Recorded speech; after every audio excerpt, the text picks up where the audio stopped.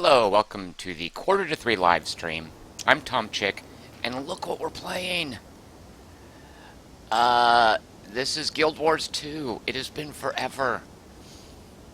So I'm using the live stream as an excuse to get in here and play Guild Wars 2. And I'm dragging you along with me. How about that? This might be the oldest game I have ever streamed, if I'm not mistaken. This came out in 2012, is that right? It is an MMO, in case you don't know that. It recently got Season 3 content launched. And before we jump in, a quick reminder. Tomorrow's Request Wednesday. I have no idea what I'll be streaming. No idea whatsoever. Actually, that's not true. I currently have a list of 19 games I might be streaming. At 7 p.m., we're going to alt-tab over to my desktop, and you're going to watch me live on the air draw a random number that will determine what game will be streamed tomorrow. If you have any votes, all you have to do is type into the chat, I vote for, and then the name of your game. And I'll say, yep, I got your vote. Make sure that I do say that I got it.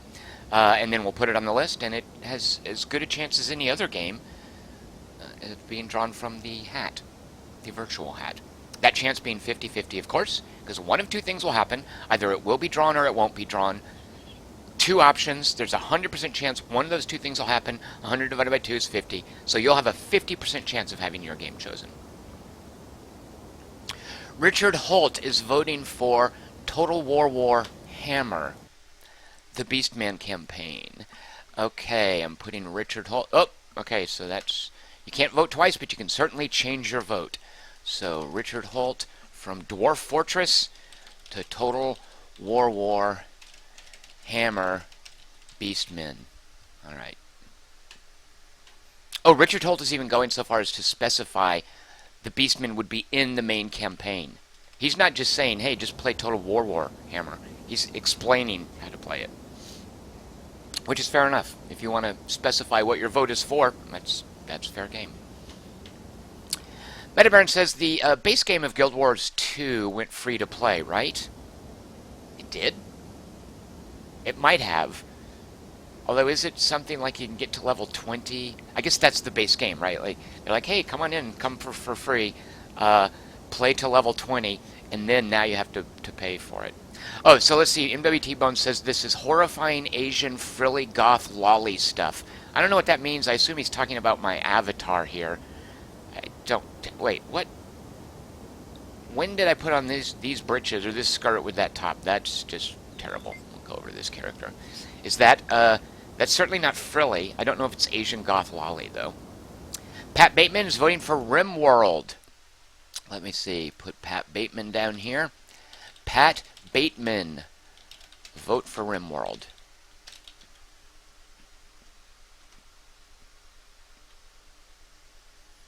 Richard Holt is pointing out that he's downloading some sort of Windows 10 update, and he might bail. I hope that doesn't happen to me. Microsoft has certainly done stuff like that to me before. Here's my Mesmer, who I haven't started playing yet. She looks like, what do you call it, the Immortals? Isn't that what the Persian warriors were, that wore those masks? She's level 1, I haven't even played her. I just rolled her up because I really want to start playing a Mesmer, and figured the first step is actually create it. So she's a Norn, which is just a tall chick.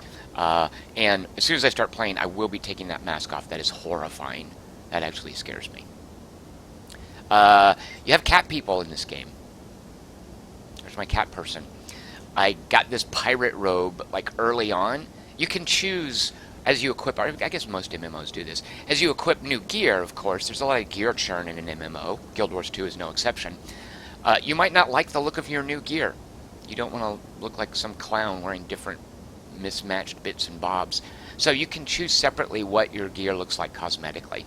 I found this tattered bathrobe early on in this cat's career, and I think it's supposed to be like a pirate uniform, but it looks to me like an old bathrobe. And I just love the idea of her, actually, I think it's a chick cat. I love the idea of her running around in this tattered bathrobe. Yeah, Richard Holt points out the abs on this Norn. Yeah. This is an Azura.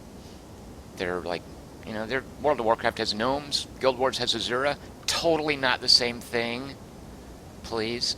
This is a new class they added, Ravager, or no, sorry, Revenant, which I haven't gotten around to playing her. Did I start her at level 2? They offer you all sorts of options to start a new character and then skip all the leveling.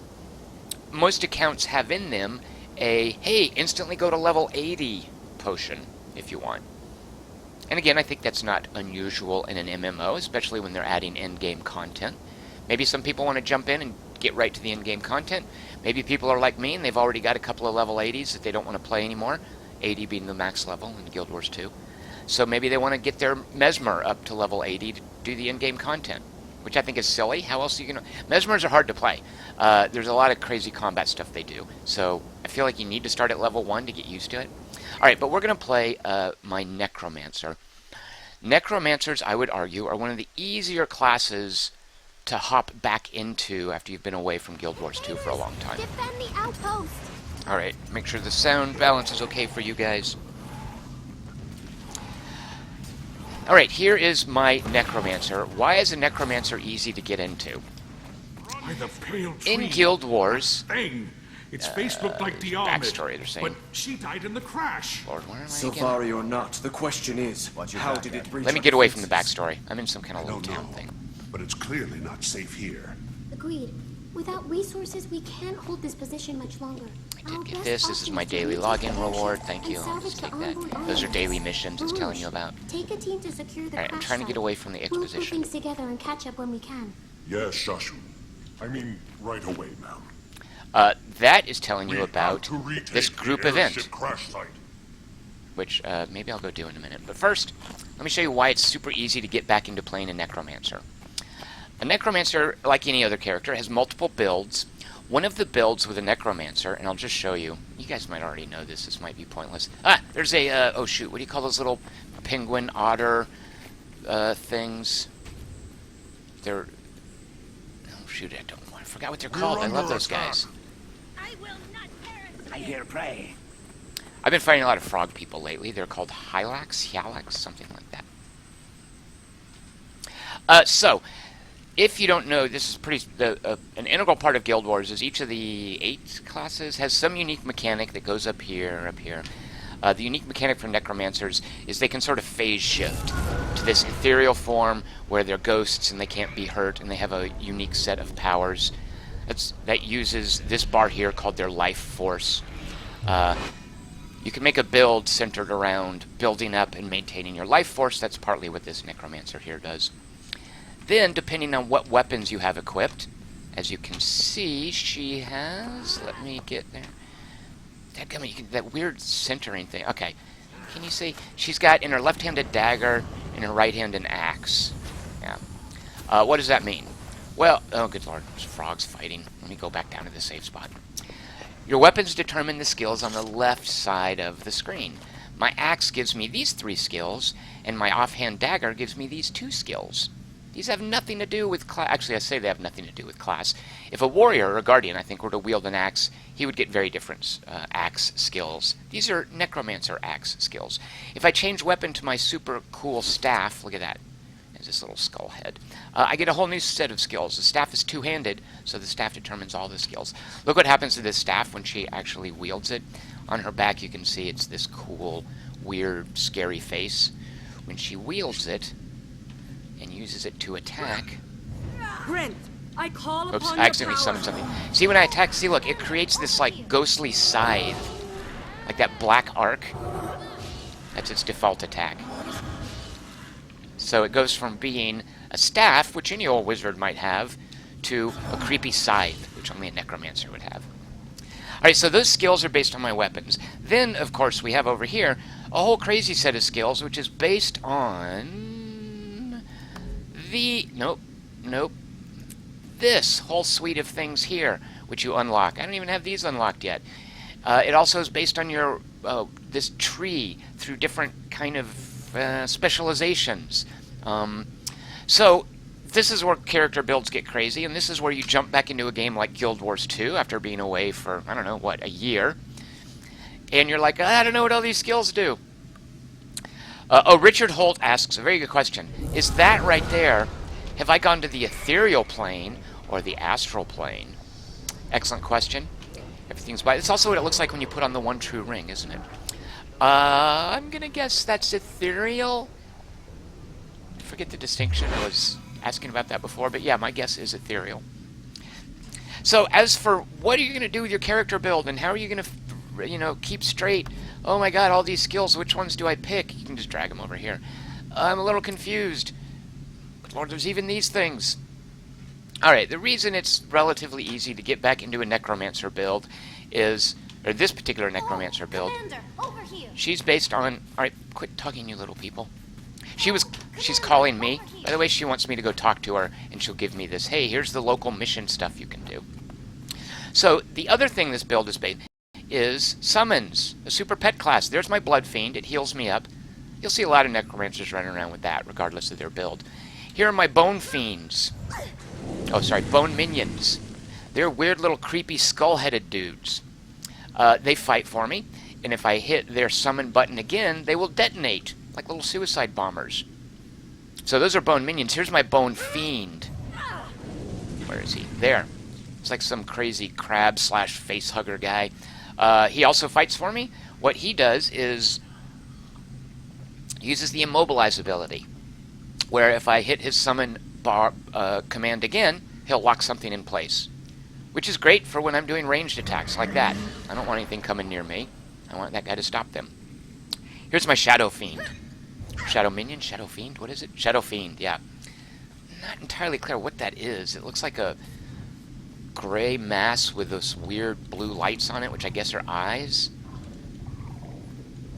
Yeah. The Shadow Fiend can blind something, and when you're blinded in Guild Wars, all that means is your next attack is going to miss. So you miss once, then you're unblinded. Although I think you can stack blinding. Finally, Chris Markinson wants to know if I have a Bone Machine. The Good Pixies reference. Bone Fiend and a Bone Minion, that can't be a far step. They must be types of bone machines, right? Organic bone machines. And then finally, this is called, what is it, like an elite skill? What do you call this? At any rate, whatever you put in this final slot is some super badass skill.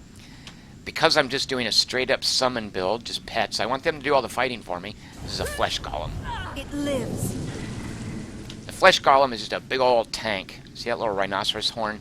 His special ability, quick clipping into the wall. It's not to clip into the wall. That's not his ability. His special ability is to charge at something. So basically, what I can now do with this build, because I don't remember... Oops, I accidentally took a screenshot. Because maybe I don't remember how Guild Wars works. I can just stand back and shoot something with my default... what is that thing called? I should know the names of these. Necrotic Grasp. Oh, because look, I don't know if you can see. As the shot flies out, it's a black, like smoky hand. I don't know if you can tell. You can't really tell. But anyway, trust me, it's a hand that's going out. It's a black hand that's attacking something. So I can just sit back and do that, hit Q, Q, Q over and over again, while I let these monsters kill stuff. And then as I get more comfortable with that, I can do things like detonate a Bone Minion. Watch one of them pop. Pop! And it does a ranged attack. I can use my Flesh Golem's occasional charge. What if I just hit the button? Oh, yeah, he just charges forward if I don't have something targeted. It's on a cooldown. I can just get comfortable with the skills while the monsters do the fighting. So, for me, it makes it super easy to get back into a class when you basically have a party of 5, actually 6 creatures, because there are 2 bone minions. 6 creatures doing all the fighting for you. Richard Holt says, is this class basically a World of Warcraft Warlock? Richard Holt, I have no idea what you're talking about. What is a Warlock a pet class in World of Warcraft? I probably even have one of those, but I haven't played that game in forever. Ham for Days is calling me a nerd. Thank you, Ham for Days. I consider that a compliment when it comes to Guild Wars lore and playing Guild Wars. Alright, Richard Holt says, the diminutive NPC called me Commander. Yes. In the storyline, I am the unique savior of Guild Wars 2 land. Something like that. I defeated this great, crazy, undead dragon. Look, here's... You guys, I'm going to totally nerd out if you guys aren't careful. Here are the achievements. Here's my story journal. Wait, that's not what I'm looking for. I could nerd out a lot better if I had been... Here we go. My story is backstory stuff. When you roll up a character, you pick a race, a class, and then like an upbringing, and it gives you a personal backstory. I resolved mine. I forgot what it was. Then here's the different in-game stories. I did all of these missions and beat... What is it? I had a vision, and good lord, what is all this? It's been forever. At any rate, I saved the world. Just take my word for it. Now, in Season 2, Heart of Thorns, I have to do this last mission, and then I could start Season 3. Or I could just jump ahead to Season 3. But we don't want to do that, because I have to save the world. I have to storm the Mordrem prison camp and release the prisoners. I'm the only one who can do that, which is why they're calling me Commander. Not much rain. All these other yahoos running around in the game, like player characters, I don't know what they're doing. They're just minor characters. I'm the commander. The other player characters, yeah, they don't figure. I'm sure this little tiny thing doesn't call any old player character commander. And if I talk to her, watch this. All right, she doesn't do it. Here's the map of the area. This little outpost can set, what is it? There are these rally points that are basically on-map dynamic ongoing missions that you can participate in. When you first uncover one of these little bases, they'll tell you about, here's a rally point, there's a rally point, here's a rally point. For whatever reason, I'm not seeing them on the map. Are they all secure? I don't know what the answer is to that. This is Heart of Thorns, the add-on. The conceit with the Heart of Thorns add-on is that you're in a giant world tree. Here's a giant world. This is Divinity's Reach, the big city. Here's a dungeon I haven't done. This here was added on as free content. It's this desert area where all these airships crashed. And something, something, story, something, something, because this something, story, something. That's what's going on there. This over here is Heart of Thorns. I don't know. Oh, yeah, it must go all around here. And this you have to pay for. This is their purchasable add-on.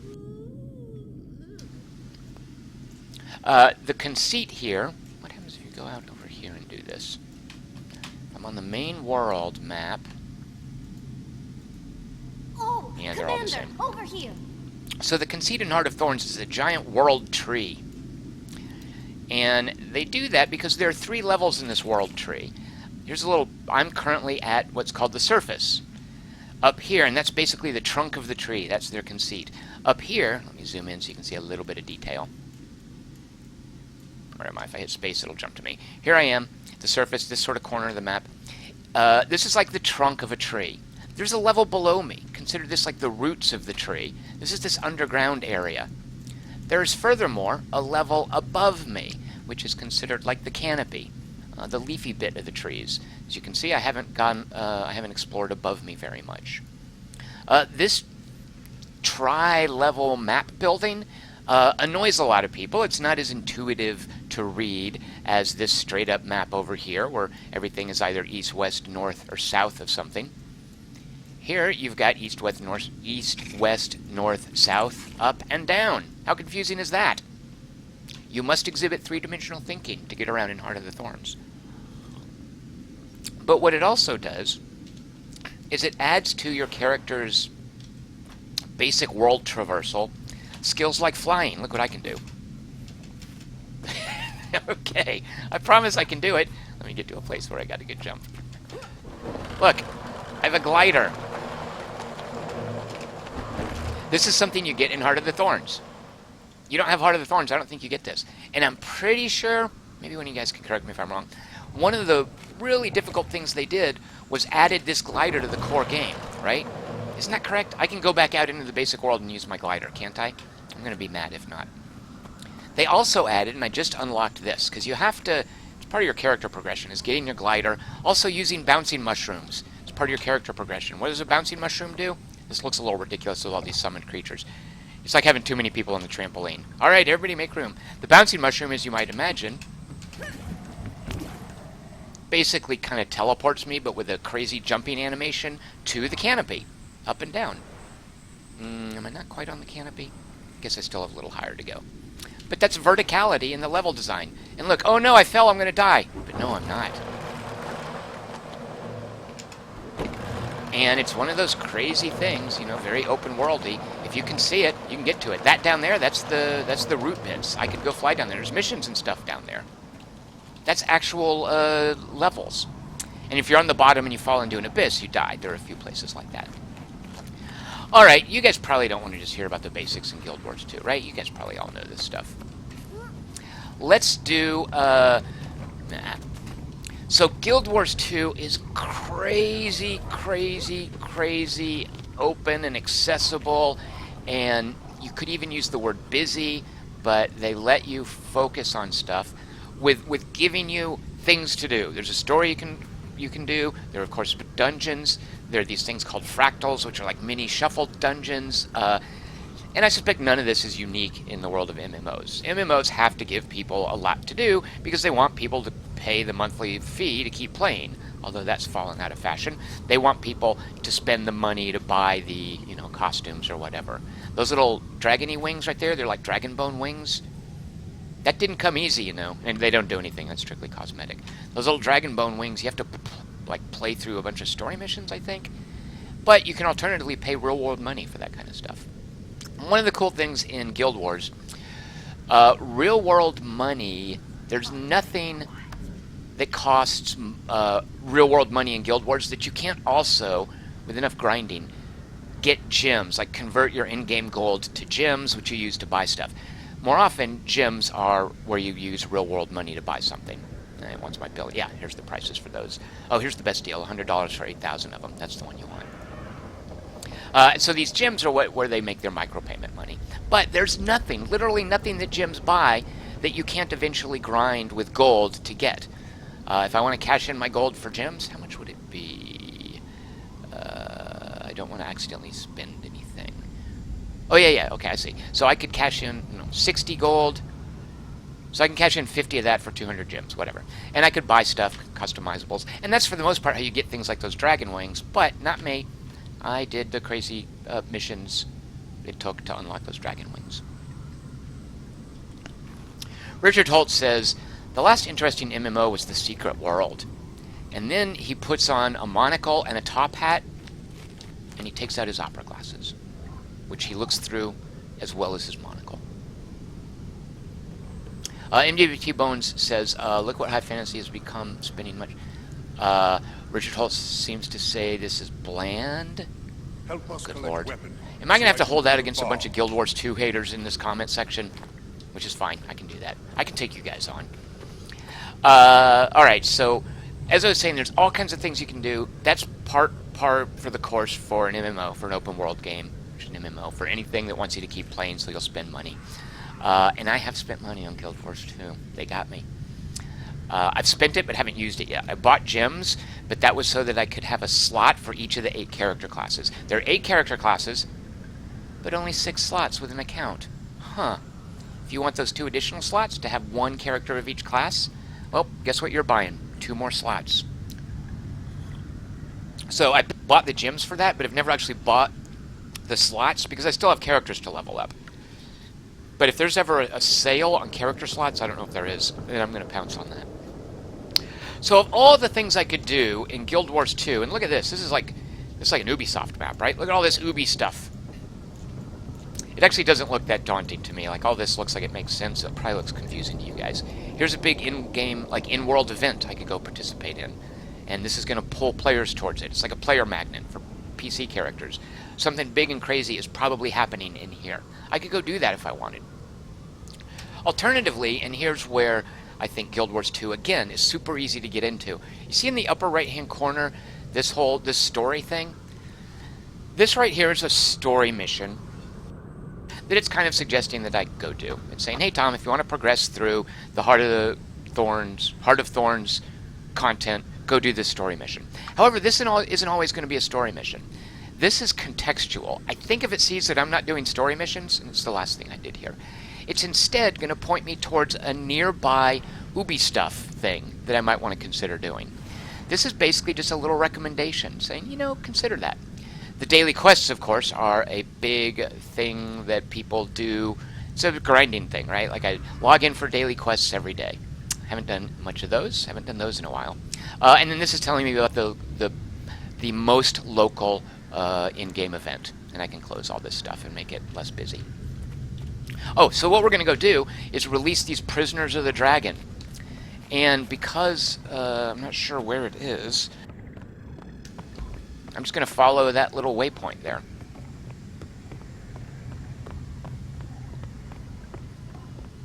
Oh, yeah. There we go. So this is going to open for me a little personalized instance. Only I am in it because I am the commander. Richard Holt says, you know, I feel like Tom hasn't really played a recent Assassin's Creed if he thinks this is on the same level of Ubi stuff as an Ubisoft game. Here, what if I zoom out like that? Well, if I zoom out, it all goes away. Let me try to show you. But you know what, Richard? Fair enough. Richard has a point. I don't know why I'm trying to deny that. Yeah, Ubisoft is way worse at cramming the map with stuff. It's just like confetti throwing up.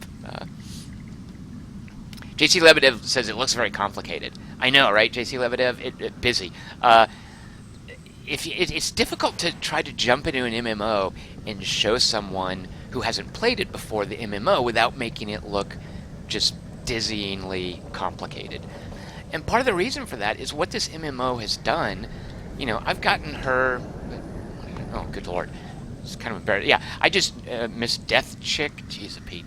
I don't really take names that seriously, and I just put part of my real name in a character's name because if I'm playing with other people, I like them to know, hey, this is Tom Chick's character, and not have to worry, oh, who's Aragorn 614? So, all of my character names are some dopey class meets Tom Chick's name amalgam. So this is Death Chick. The cat beast is Cat Chick.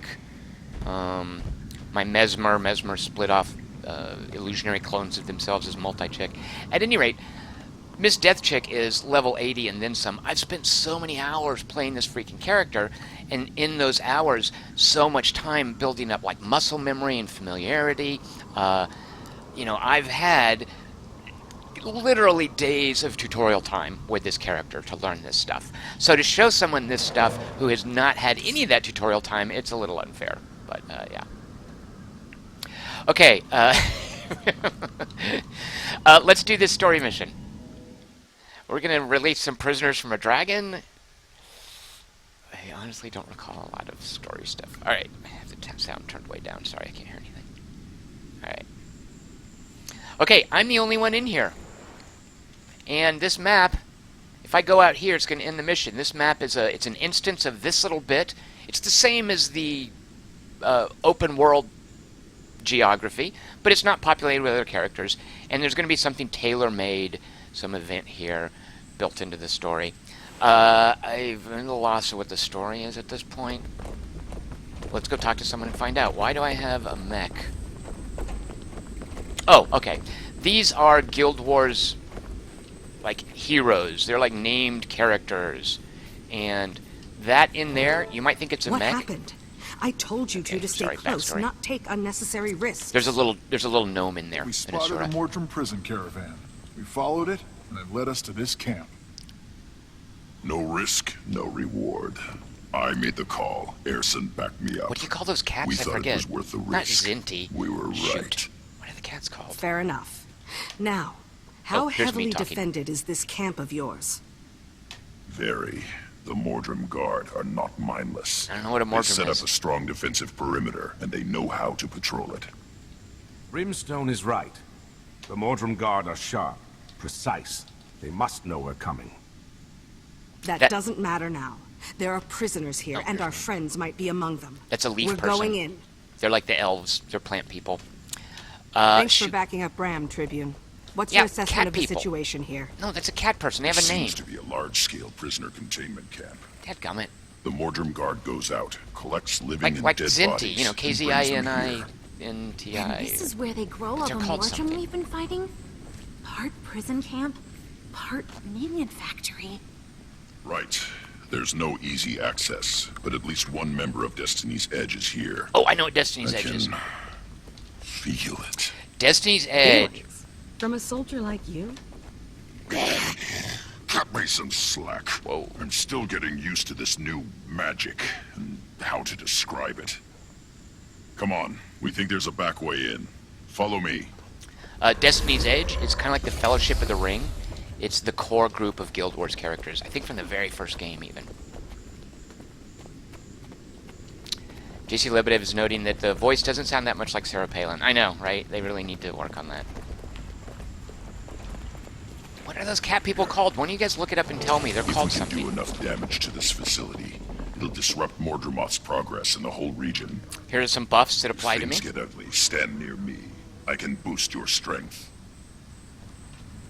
Here are my objectives. I have to find a way into the Mordrem prison, which I think this cat has just done. There's a bad guy up there. Let's clear the cave of Mordrem. What are Mordrem? Alright, we're going to do that by fighting them. Here's a Mordrem grunt. And, okay, this is close quarters, but once I do an attack, you'll see all my beasts, not to mention all those NPCs, rushing in to fight. These right here are debuffs, I think called conditions, that are applied to the creature. Here goes its health. It's going down. I'm not even attacking. So I've got NPCs helping me fight in this instance. And I've got my creatures. Look, there's my golem.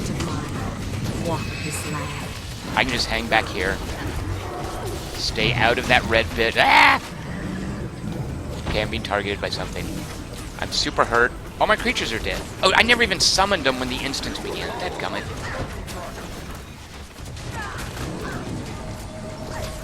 I was alone in here. I was not playing my build correctly. Walk this land. Alright.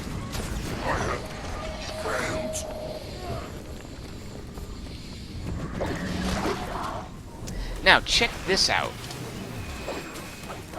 Looks a lot less busy, right? I have a key bound to just turn off the HUD, because I figured that might be less noisy to you guys watching this than maybe a window. Okay, a staff, so I'm just doing the basic necrotic grasp with the staff. Necrotic grasp, if I'm not mistaken... I took notes, aren't I a nerd? It builds up my life force. We're done here. Let's move on to the main encampment.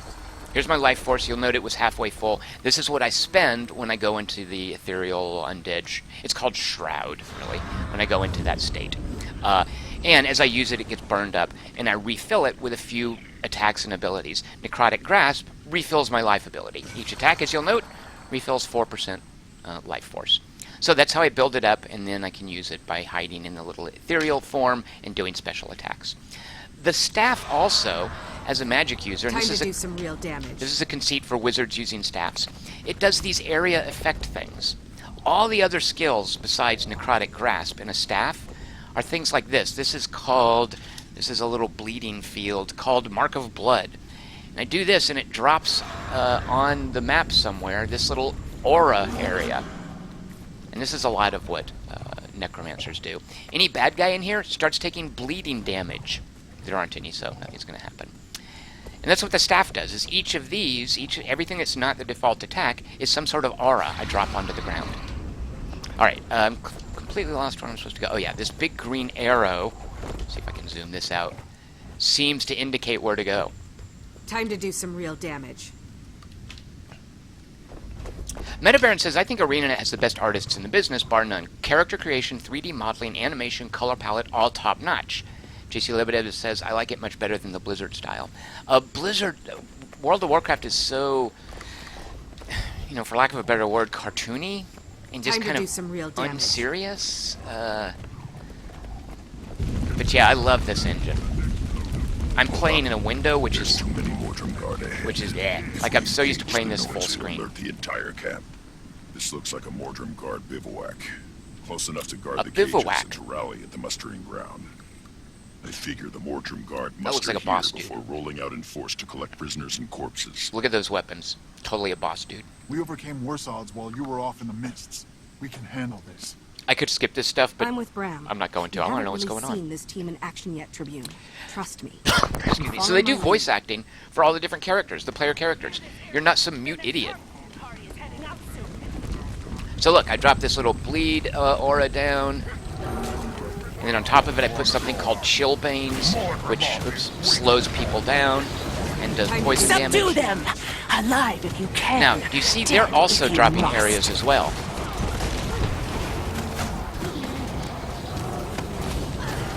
I am in ethereal form because I lost all my health, it looks like. Should not be running around like this. Okay. Whoops. Alright, I'm down. If somebody reses me, I'll come back, which just happened.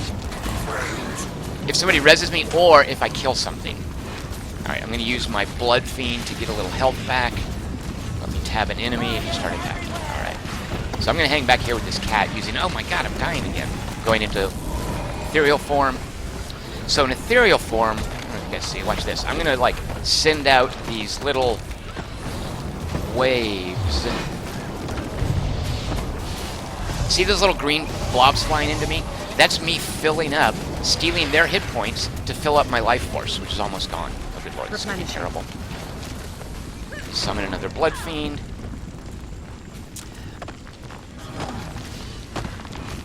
So you can see my health there. I am in bad shape. I'm going to use the Blood Fiend. I'm out of a... I need a Bone Fiend. Arise, my Shadow Fiend died. Let's put some of that little mark of blood out. This is some Chillbanes out. There we go. Good. I haven't had a proper workout since I got back from the mists. My Flesh Golem died. Hey, about that. When are you gonna fess up about how you got these new skills, sir? Maybe when Mordrem or one of its leafy puppets isn't trying to kill us. Until then, stop asking. Why aren't you guys looking up what the cat right. people are called? Focus on the mission, Ross. Right now, they're we called... need to find a way out of this plateau. No, shoot. Rylock is the dude's name. Dadgummit, what are the cat people called? Jerks. Look that up for me. They have a whole area where they live. Over here. What? Yeah, like the humans used to live here. No, is this the area? Up here. The humans used to live here, and then the cat people came in and burned it all and kicked them off. That was actually the beginning of Guild Wars 1, is you start off in this idyllic human medieval village, and then an apocalypse happens, and it's a seared wasteland that the cat people have invaded. If one of you guys doesn't Google what the cat people are called for me, I'm going to alt-tab out and do it myself. I'm tired of calling them cat people.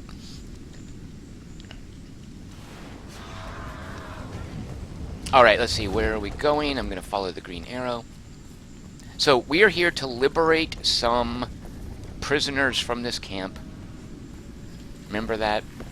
That's backstory. Char! Thank you, Chris Marketson. That's right. a lot of tendrils. Because they charred the ground. Oh my god, that's going to drive me afford crazy. to get bogged down here. We need something to clear the path. Guild Wars Agreed. 2 does There's something that airship I don't wreckage think scattered other across the MMOs do. plateau. See if I can Let's get it see going. if we can gather some incendiaries. Next time you see a body of water, remind me to dive into it. It does this really cool underwater stuff. Speaking of underwater stuff, I'll be streaming Abzu on Thursday. XCOM 2 on Friday. We're about to have Request Wednesday. The drawing will be in 20 minutes to see what we're playing. This time I'm going to hang back. I'm going to let my creatures get in there. I'm attacking a resilient jungle tendril. Here, let me do this. So I don't have enough energy.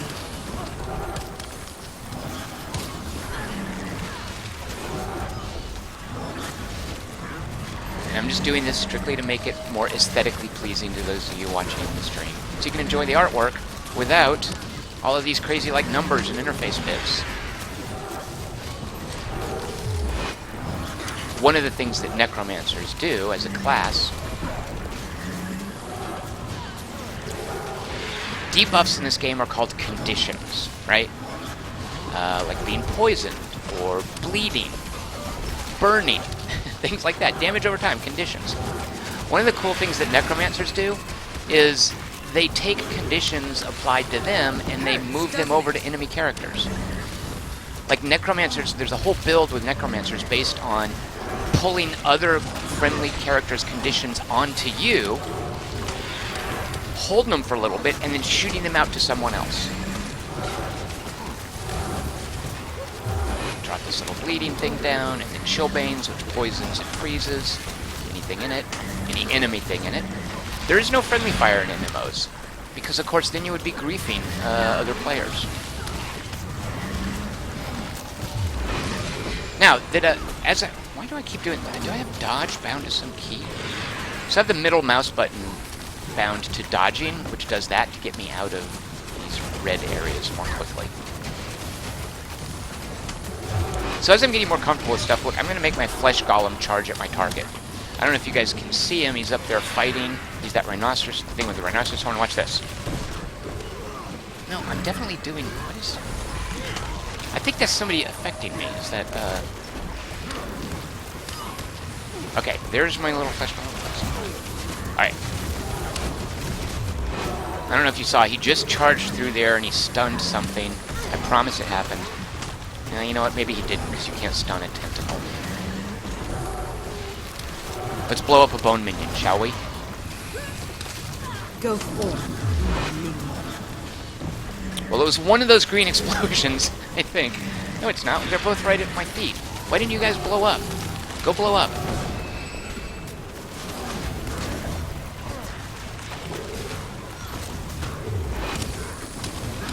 Well, I've detonated both of my bone minions. I don't seem to be doing damage to these tentacles. Look at those zeros. I suspect there's something that I have to attack before these tentacles. Alright, I'm not paying attention to the combat. Let's tab through the targets. These are all tendrils. They seem to be taking very little damage. And I'm getting, see all those little immune things? What is that? Maybe I'm just supposed to run past them. Find something that can defeat the tendrils. Duh. Alright, it's even telling me that. No. Alright, I'm just gonna run past these tendrils, because obviously this is not a combat that I'm supposed to actually fight.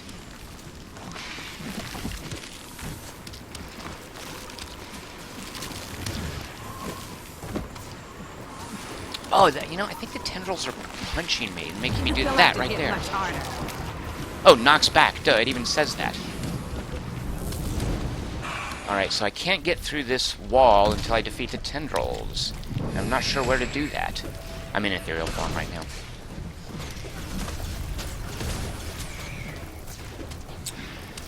So this is some kind of puzzle mission where I have to figure out how to defeat the tendrils. If you were a tendril, how would you be defeated? So I'm depleting my life force as I'm doing this. This is getting serious. It started out as a corpse, and now it's a corpse again. How do I defeat tendrils, you guys? Find something that can defeat the tendrils. Alright, if you thought this was busy, if I hold down the control key, it lights up over every hostile unit I can see, it lights up that little red name. If I hold down the Alt key, it lights up friendly units' names and interactable bits on the map. And I'm not seeing anything interactable back here.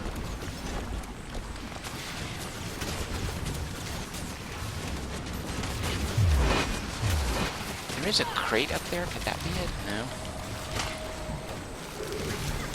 Alright, here's another thing you can do. It always helps. This is along the lines of, hey, if you can't figure out a game, read the manual, right? RTFM. Here's the RTFM in a game like Guild Wars. Tool tips. Look. Immune to all damage except burning, right? That's what's going on. Can't be pushed back. So, some people might take issue with this. I know that my friend Jason McMaster found this hugely frustrating in... Was it Secret World? In some MMO. But sometimes an MMO will want you to mix up your character build. So I basically need to find some way to do burning damage. So am I supposed to look at my skills now? Where are my skills? What does burning damage? Good lord, I don't know. Bleeding, poison, burning... That can't be what's going on. Is it expecting me? Because I don't see anything that does burning damage here. There's something on the map that's going to create burning damage? Like a lever I pull to drop a flaming ball? This is a terrible way to show Guild Wars with a puzzle mission.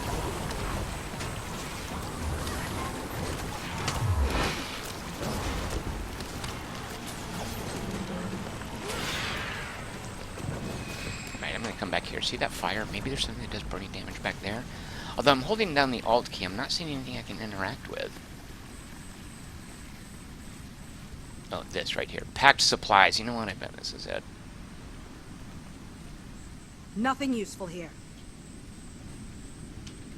Oh, that's just I looted its body and found nothing. Nothing useful okay. here. Oh, okay. So I'm guessing I have to find something here that'll do burning damage.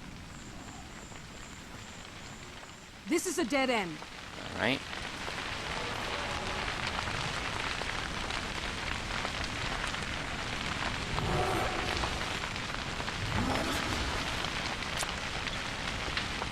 This is a dead end. All right.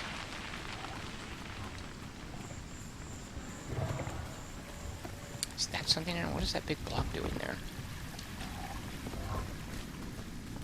So should I go look at that crate that was up there by the tendrils?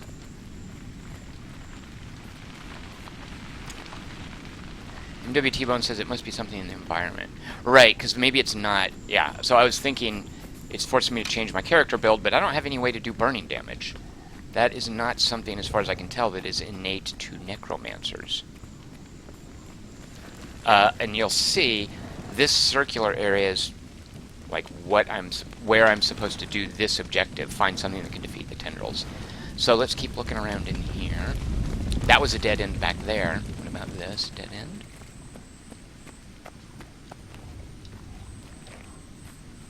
Nothing interactable. Well, let's go take a look at that crate that was up there by the tendrils. Because here's my prediction.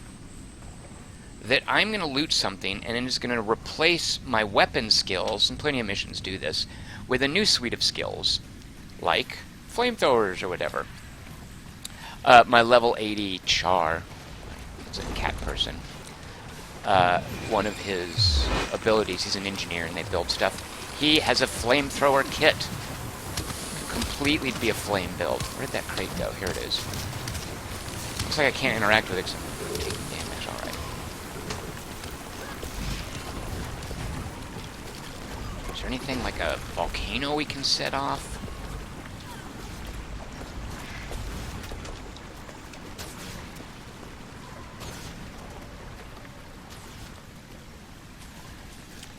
Well, rather than... Admiral Akbar says, wow, he is so awed by Guild Wars 2. It elicited an involuntary wow. Here we go. Fire grenades. Admiral Akbar, no, not World of Warcraft. This is the good MMO. See? What did I say? What did I tell you? Let's look at these. So it looks like they're all grenades. Maybe there's one grenade in each slot. Let's find out. At any rate, I have now saw, and you'll note, like I said, it replaces my weapon slot. And whatever you have, whatever weapon you have equipped is these skills. So this means I've equipped these grenades. Can you guys see my character model here? Look, she has now got this big crazy backpack. And that's how engineers, they get what's called kits. And the different kits give them different backpacks. Alright, so I've got a fire grenade kit. Let's go burn up some fire tendrils. Oh, Metabaron Googled it just as we were figuring it out here. So a fire grenade, you will note it gives me a little targeting area. Guessing I'm just clearing the way. Yeah, oh look, and it used up that grenade. I wonder if I'll have to go back for more grenades. Let's do this. You guys might be wondering, actually I don't even know if you can see this. But over the tooltips, I mean over the hotbar buttons, what do you call those? These things that normally you press, I have them bound to hotkeys. You might be like, what? SQ, SE? These are shift.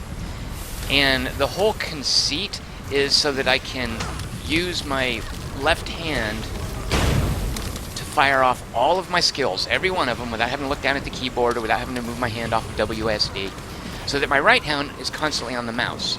And Guild Wars 2 does this cool thing where normally the view is fixed and you've got this cursor, because you might want to come down here and press these. But because I'm not using the cursor to press these buttons, it has something called action view. And when I use the cursor to press these buttons, the way I would change my view is hold down the right mouse and look around. Action view constantly moves your view, and you can see the little dot for the center of the mouse when you move the mouse. So like a first-person shooter, I am just moving around my view, and then my left hand is doing the things with the keys. Time to fight. Get more grenades.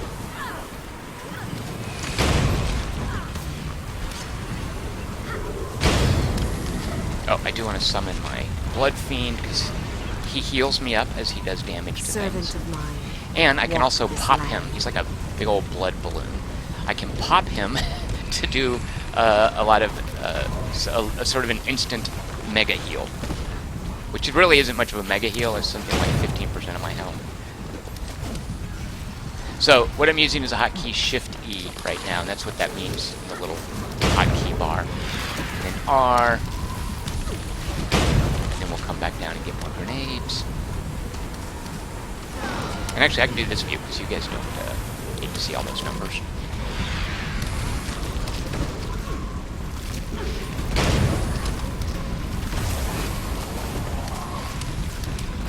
Tendrils are something that is fairly common in Heart of Thorns, as are these roots that you fight, and they're basically root tendrils, right? Like spiked tentacle root things.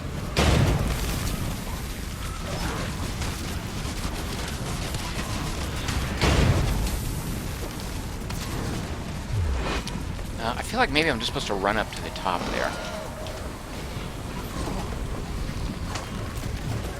Akbar says, you can tell this isn't World of Warcraft because it isn't silly and cartoony.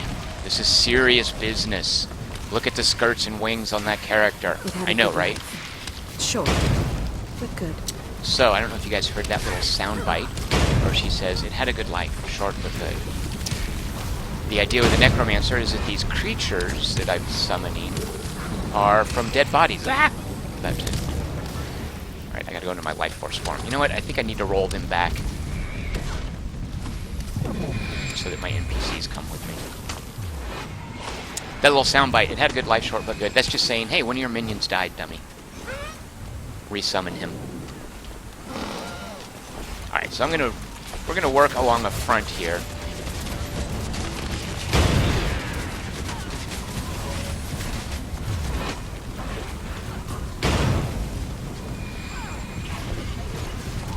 I have tab bound to go to the nearest enemy.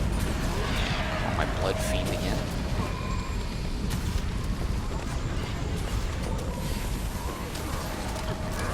Yeah, this is clearly what I'm supposed to do. These NPCs are doing all of these sort of buff things around me, like that shield. What ArenaNet has done here is they want any character class to be able to solo this. So they basically give you a party. Replenishing.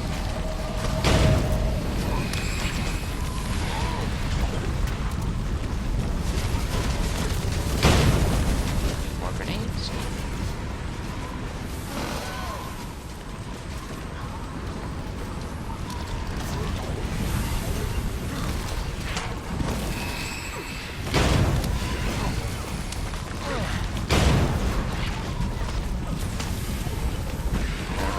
Tell because it's too busy, but I'm definitely, because I'm hitting tab to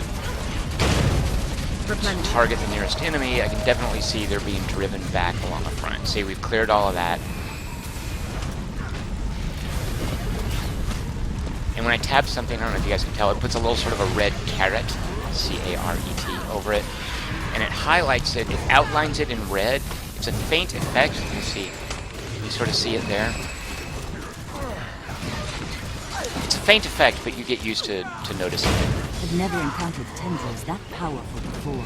We must be on the way. Alright, we defeated the tendrils with fire grenades. knows we're here. Story. It doesn't seem concerned. It's interested, but not urgent. Or that's what it wants us to think. Everyone, keep your eyes open and move up to that clearing. There's me talking. I might be Jennifer Hale. Is that Jennifer Hale? Between the corpse staging ground and the live prisoner cages. Admiral Akbar says, Tom, have you ever played Black Desert Online? I have. I messed around with that when it first came out. A fascinating MMO design, I think. I really liked some of what they were doing. It got a little too grindy for me, so I sort of backed out of it. But yeah, I really liked what they were doing. Have you played it, Admiral Akbar? It's weird calling someone Admiral Akbar. I've been playing a board game called Star Wars Rebellion, and Admiral Akbar is a fairly prominent character in it. So I'm used to him being a little counter on a board who's really annoying. Because I was playing the Empire. But I'm still sorting out the voices in my head. Alright. This new spell arsenal of mine comes with baggage. Alright, so this char here Proceed with caution and be ready for anything. is Do you guys even care? This guy went into like another plane called the Mists, and he came back with all these magical spells. And if he would stop clipping into that cliff, you could see he's a class. Is it Mesmers? Elementalist? There's a class that wears like blindfolds. The idea being that they see through something else. I don't know. But anyway, he's a char that went off to another dimension and came back with superpowers. Like Spider-Man, but without a spider, or a lab, or radiation, or a goofy suit. Alright, interactable bits, maybe more grenades? Yep. So I'm guessing more tentacles. So that's green. Why is that green? Do I have to talk to it? Ah! This far. Impressive. No. But you'll go no further. Let's fight it. And you'll never leave. So he does not have that immune to everything but fire icon. So actually I can just drop this and go to my regular attacks, which is what I'm going to do. And you can see his health whittling down. He does seem to have aggro on me. I'm going to do an area, this is fear. Anybody who walks into it, any enemy that walks into it will retreat. Although I'm not sure it's working on our boss. And then we'll just put bleed, although it looks like he's charging people. Which means he's not going to stand around in my auras. Impressive combination. I cannot be harmed. Dropping bleed on him, so now he's invulnerable. See this? Right here? Determined to survive, immune to damage. So what that is after you fight him down his health to a certain level, it's going to do some sort of The blooms scripted are thing. healing any damage we do. Take them out so we can finish this. Alright, so Plenty now of fire grenades left in those crates. Let's see if these blooms burn as hot as the tendrils did. Alright, so blooms, where's the silly bloom? There it is. I have to destroy these blooms with the grenades. Did I hit it? Can't, oh, there it goes. You see the icon is taking damage over time from fire.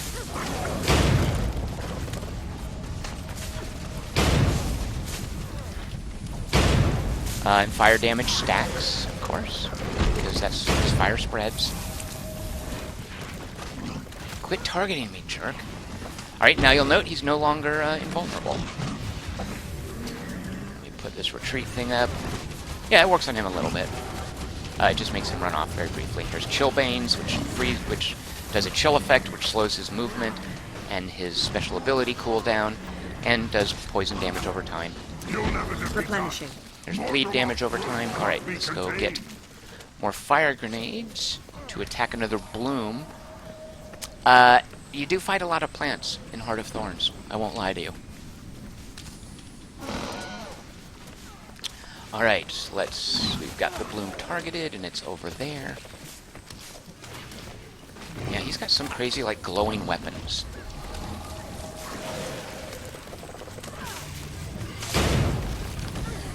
There's a player versus player mode. There's a lot of player versus player modes in Guild Wars. One of them is Realm versus Realm, which I think Dark Age of Camelot pioneered this.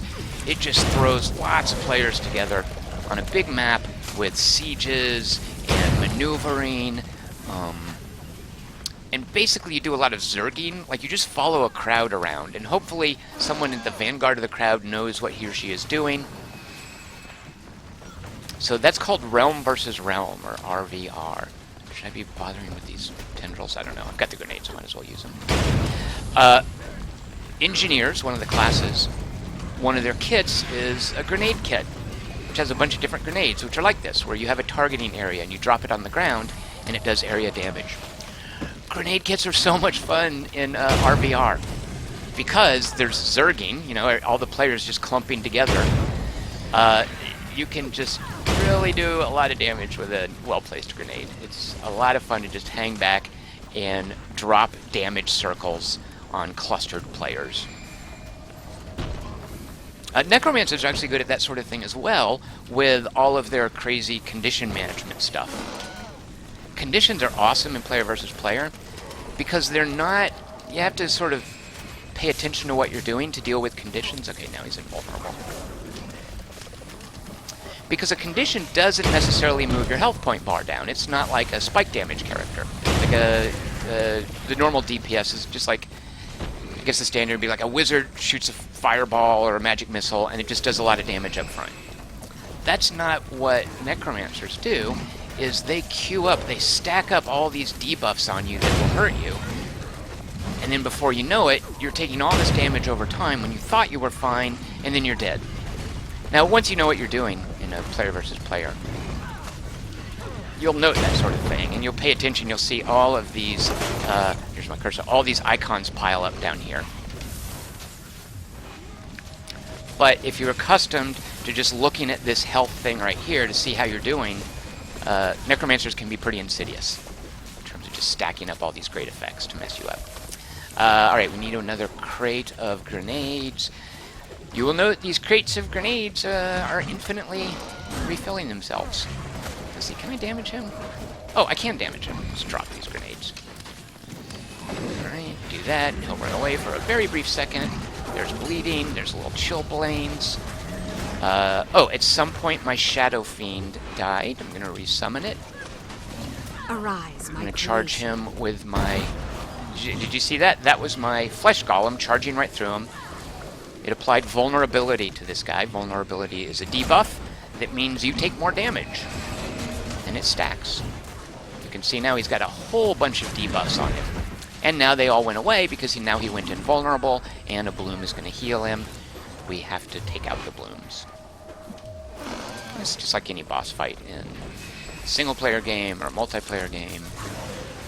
Just figure out the gimmick and then just do it. You're good to go. Alright, where are...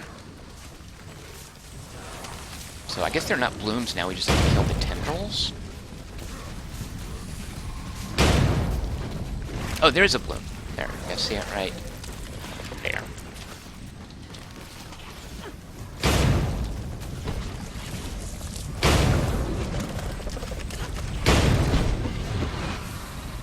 Tendrils have knockback. That's what's going on there. Knockback, super annoying, right? In any game. Because, hey, I'm doing something here.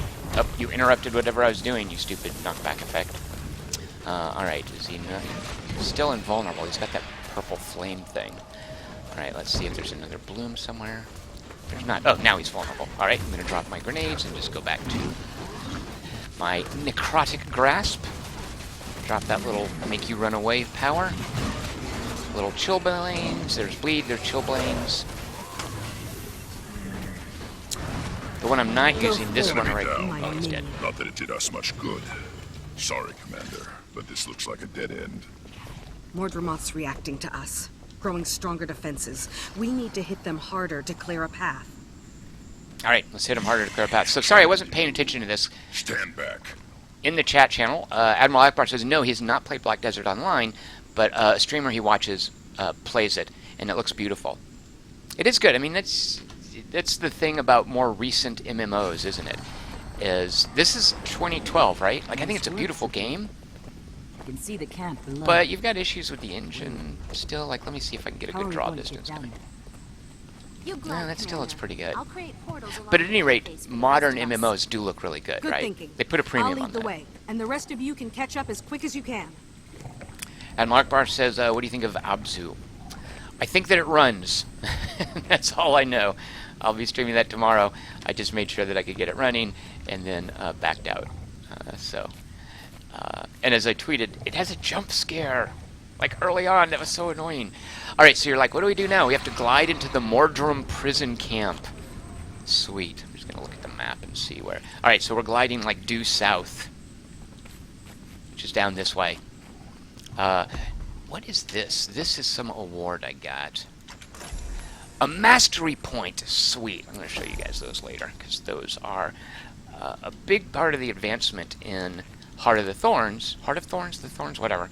In the expansion, you're supposed to be at level 80, right? You've maxed out your character level. They didn't just... they kind of did. But they didn't just add to the level cap. Although they did, kind of. What they did was they added mastery levels, which is kind of a different type of advancement. So that's the thing that an MMO or a game will do, is it'll just raise the level cap, like Diablo did that. So, hey, here's your in-game content, is just grind up more levels, and that's fine for a lot of folks. The way they did that here is they added these whole new tracks of advancement called masteries.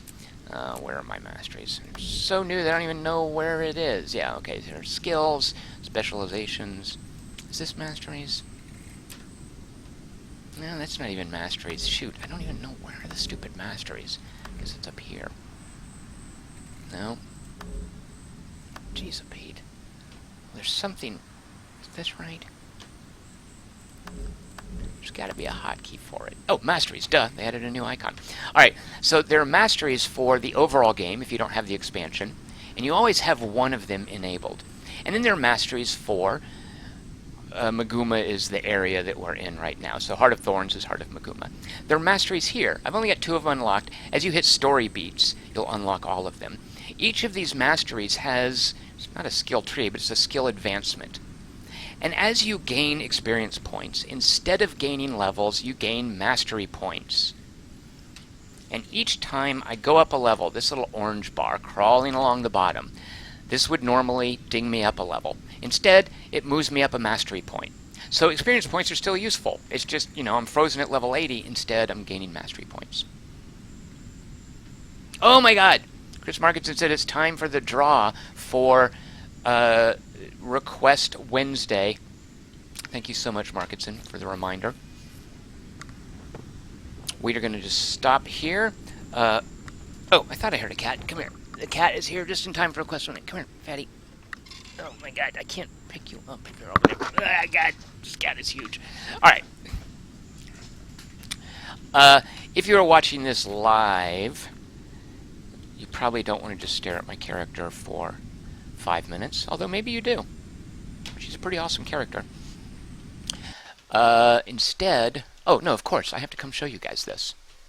Alright, welcome to my desktop. Here's what we've got for Request Wednesday. Take a drink. We have 20 candidates. Let me make sure there's no repeats. We don't want this election to be rigged, right? Okay, good. If anyone wants to change their vote, now is the time. Because look, here's Request Wednesday votes. This is the doc. Here's what was last week. Oh, it's doing the list as if it's starting from here. Nah, I don't care about that because this is just for posterity. This right here is this week's vote roster. If you want to change your vote, get that change in now. If you want to vote for something, get that vote in now. Because what we are about to do is go to this random result.com screen, which is going to pick one number between, that's how you spell between, 1 and, at this point, 20. When I press this, it'll determine what game is being streamed tomorrow for Request Wednesday. Alright, here we go.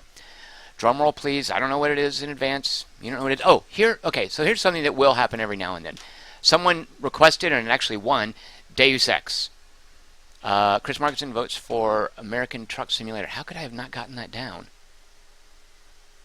Good Lord, Markinson. Sorry about that. You must have said that. Maybe it was... I know we had you for that last week. Yeah, sorry. Yeah, I had you for that there. If you voted for it this week, I'm really sorry that I didn't get that down because I hate to think that people's votes aren't getting in here. Chris Markinson yells, wait. I am waiting. Okay, so what I was going to say is Deus Ex won at one point. Rocket Monkey says until dawn, not until dark, is his vote. I just screwed up the name when I actually do know that. There we go. Until dark might not, is that even a thing? I got it right here when Sam Healy voted for it. Yeah, he says he doubts there's a game called Until Dark. So, someone requested Deus Ex. I tried to set it up because the only thing, when something gets requested, I can't guarantee I'm going to be able to do much prep time.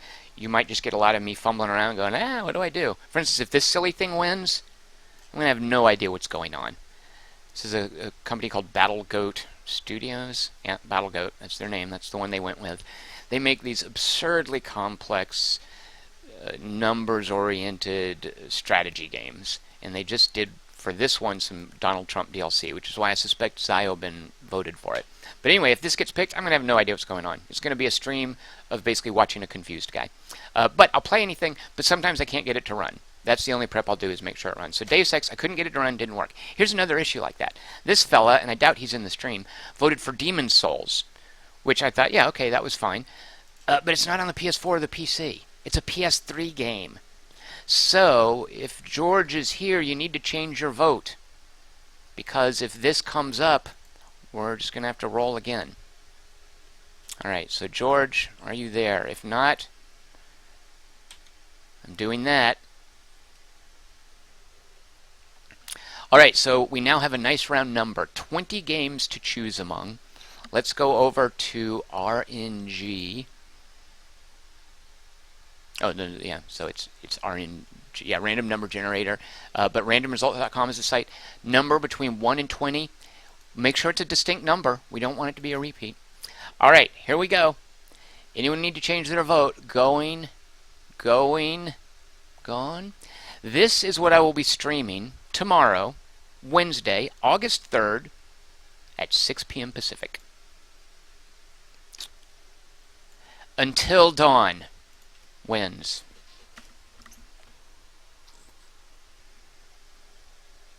There we go. Join me for tomorrow's stream of Until Dawn, a game I have not played. I don't think it's going to be super complicated. It should be easy enough to jump into, right? It's based on, it's a horror game. I think it's like an adventure thing with choice and consequences stuff. I know that Peter Stormare is in the cast. An actor I really like named Rami Malek is in the cast. One of the writers on it is a guy named Larry Fessenden, who can be hit or miss, but I think is a pioneer in indie filmmaking from the East Coast scene for the most part. He does some horror. Rocket Monkey says Demon Souls would have won. That's right. I did roll a 10, didn't I?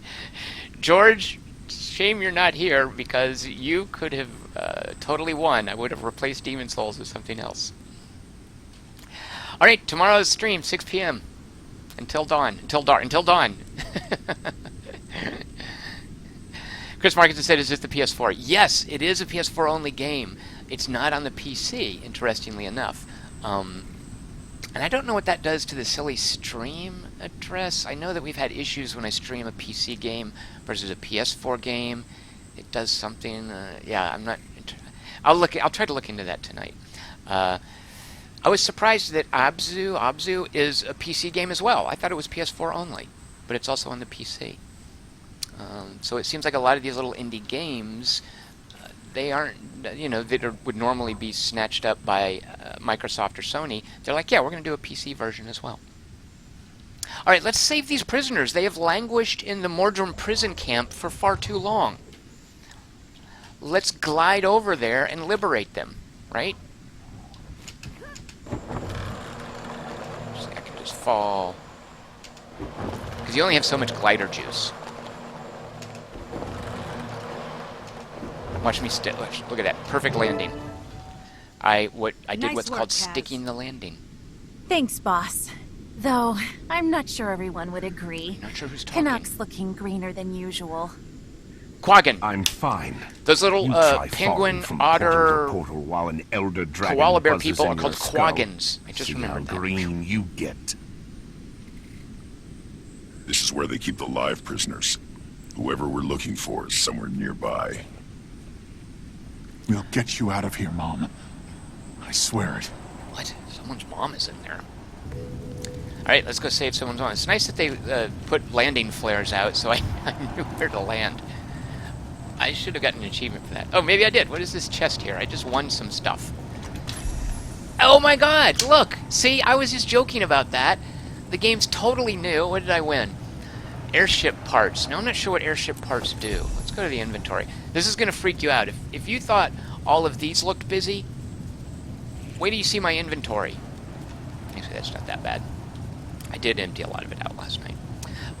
Airship parts. The laurels I got for logging in. Where are the airship parts at? That's not them. Here? No.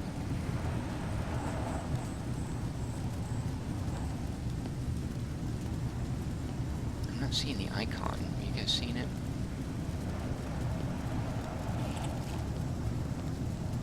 Where are my airship parts? Oh, you know what? Is it a currency? Oh, shoot, where's the currency? Is it in the character screen?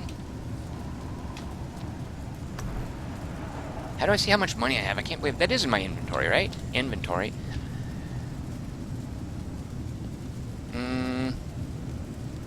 I know somewhere there's a big old screen that shows all your currency. Dagnabbit, where is that? You'd think I could easily find out how much money I have. Here are my coins and my karma. The currency button. Duh. Airship parts. Yes. Spend in Verdant Brink. Train the Itzel language mastery ability to trade with Itzel vendors for bladed armor and other goods. I do have some bladed armor. Alright, that's what airship parts are. Can I see how many I have? Yes, I can if I do this over here. Good lord, look at... Oh no, those are Escalonian tears. You don't want to mistake those for airship parts. There we go. I've got 129 of the silly things. Alright, Verdant Brink is, I think... I don't know, the little city area around here? Rocket Monkey says, what if you were playing a character who doesn't have wings? Would I have taken an alternate route to the bottom? Rocket Monkey, excellent question. No. The game is scripted such that you can't get here, you physically cannot get to this part of the story without unlocking the wings ability. Yeah, so the wings and the glider are something different. These wings are strictly a cosmetic thing. On your character sheet, when you equip stuff, here's my equipment, here's slots here, here's like my little jewelry nonsense, here's my underwater equipment, which I wanted to show you. Underwater stuff in this is really cool. Again, some people hate it. I love the underwater bits. One of the slots, like this, is pretty straightforward. Here's my head slot, there is my shoulder slot, my chest slot, my hand slot, and so forth. Here's my first weapon slot, my second dual-wielding weapons. Here's how I toggle between them. There's a hotkey for that as well. You have a slot for what's called your back. And a lot of people have like a backpack here. There's a Quaggan backpack that's really cute. But this is something I unlocked. It's a cosmetic, holographic shattered... Oh, it's not cosmetic. It adds a little bit of stats. Those are piddly additions to the stats, though. They really don't mean much. But that's the thing I have equipped, these wings. It's very different, as was explained in the chat channel there. It's very different from the gliding ability, which you physically can't get to this part of the game until you've unlocked the gliding ability. Alright, so let's see. What are we doing? Let's go rescue. There's a bunch of dots here. I'm guessing these are people we rescue.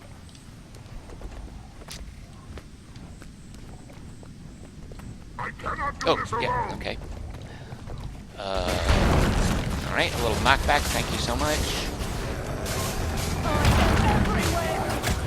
Alright, here's a new dynamic, which I don't dare... Hold on, I gotta do some fighting. This one is nightmare. Replenishing. So this guy's definitely going aggro on me. Enemies in the camp. So I'm gonna have to... General alert. Until you hit dry top. I'm gonna have to fight a battle to release each of these prisoners, I'm guessing. Arise, my creation. It's my own fault for making them so disposable. I just used my Blood Fiend. Alright, so see... I can't show you because if I go to the mouse cursor, then I'm... Alright, see this thing right here? This is a... it's a new mechanic they added in Heart of the Thorns, where... Oh shoot, I'm almost dead. Get Blood Fiend in here. Let's go into the Shadow World. It's a stun mechanic where nobody can hurt that guy until you whittle that bar down. It's kind of like extra hit points, I guess you could say.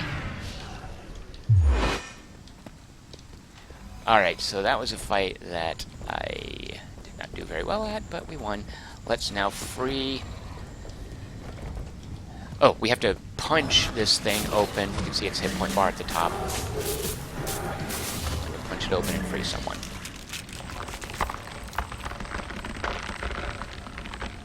Is there supposed to be a prisoner in there? Alright, well, let's go check out the other ones. I'm guessing this is like find the prisoner.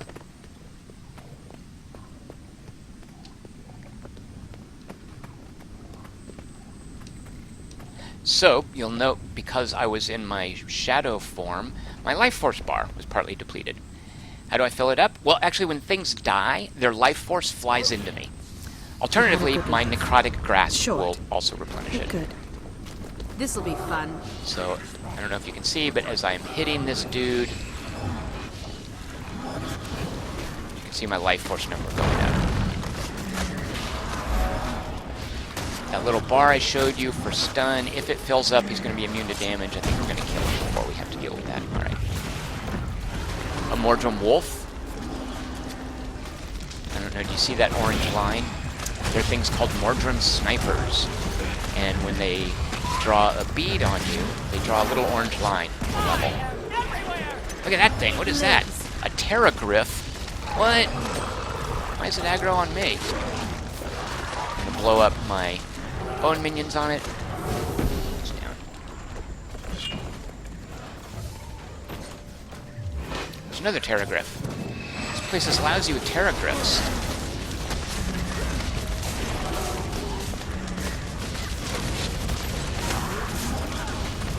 And you will now note my life force is totally filled. MWT Bone says, I don't understand this. As you can see, Tom spent some time farming the hot topic.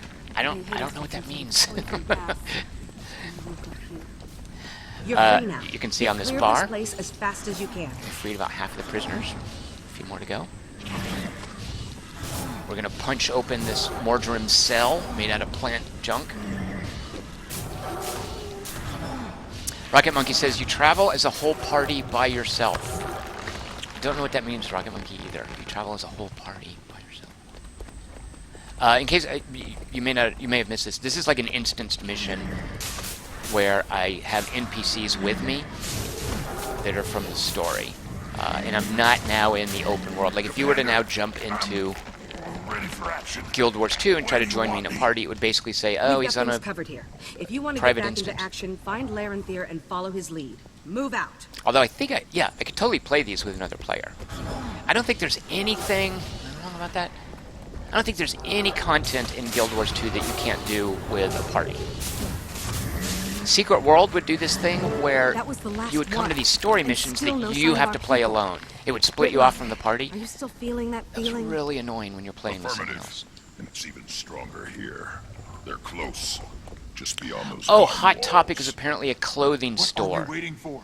Tribune, put your new magic to work and clear us a path. Please! I really don't like the, actually speaking of clothing, the arrangement I'm wearing. What is with this olive drab skirt with this pink top? That's just an abomination. How do I fix that? See what you've made me do? You're now making me play dress up. Where is cosmetic? Wardrobe, here we go. What is it, the skirt? Even these leggings, that's not a good color. What are these? I'm wearing, is that what this is? Kabbalist Legs of the Dead. Let's unequip it. Why is that not unequipping? There. Okay. Okay. Yeah, quit looking. You guys, don't look. That's rude. Yeah, sorry. Let me put my pants back on. All right. I like when you click on a slot, it highlights from your inventory everything that can be equipped in that slot. All right. So there's my pants back on. Sorry about that. That was. I want to change the color of this. Let's see. What color do we have? Look at all these locked colors I have. Oh my gosh. I have so much grinding to do to get all of these colors.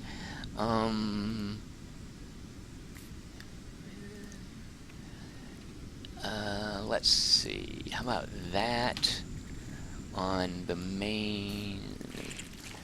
And then actually, let's go ahead and do a little gray right there. And then those little ribbons, let's make those. I like this blue. There should be an eyedropper where I could pick up this blue. Okay, we want that for the leggings, right? Wait, where's my pants?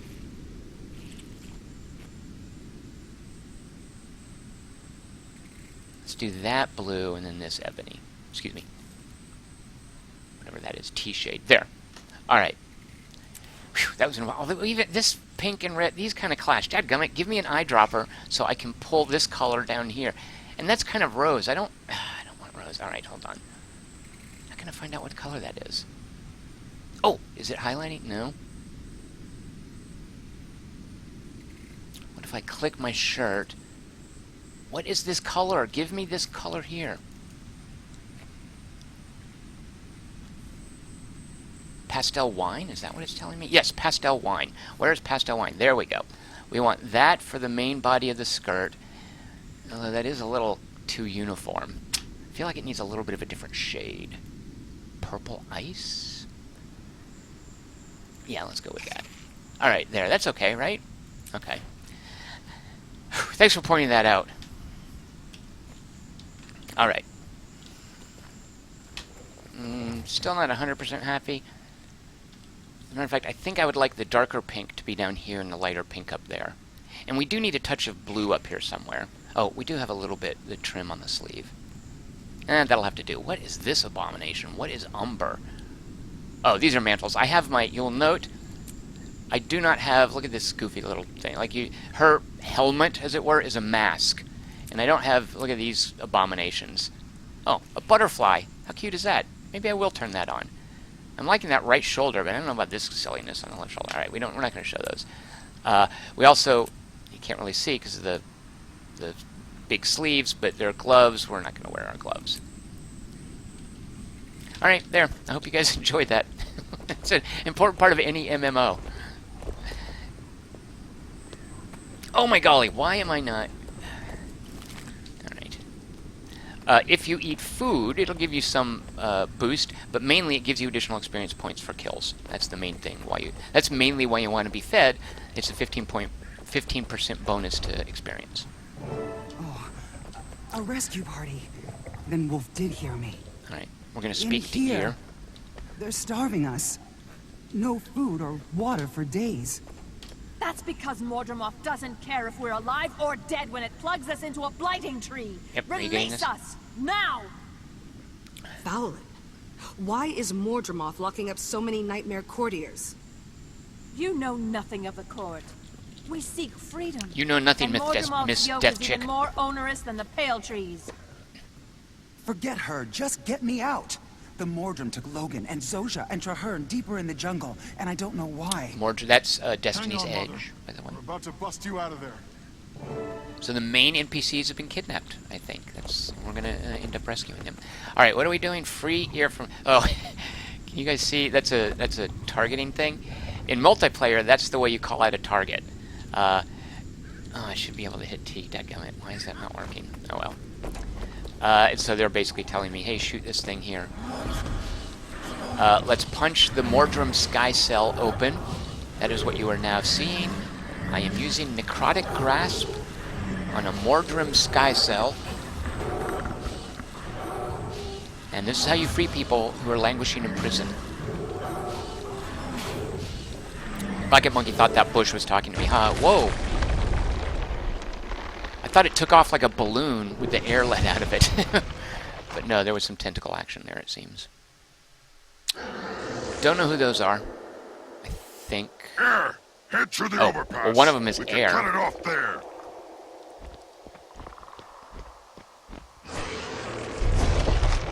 There's a plant chick. That's the counterpart to elves. We have to keep moving. I think Air is a Norn. Norns are like I like my mini chances giants. better this way.